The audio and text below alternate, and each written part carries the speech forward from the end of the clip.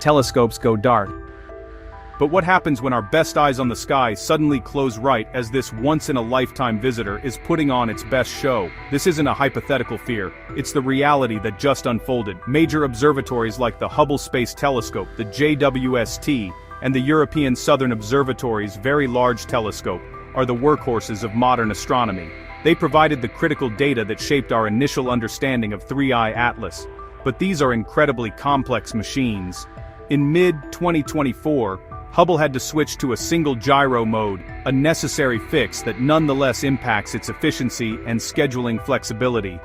The VLT's four main telescopes periodically go offline for the recoding of their massive 8.2-meter primary mirrors, a delicate process that can take a telescope out of commission for weeks at a time. Even the JWST has faced challenges with its instruments. The transcript suggests several of these key Western telescopes went offline just as the comet's activity was evolving, creating a critical data gap. This isn't just bad luck, it exposes a systemic vulnerability in a highly centralized system, a single point of failure that can blind us at the worst possible moment.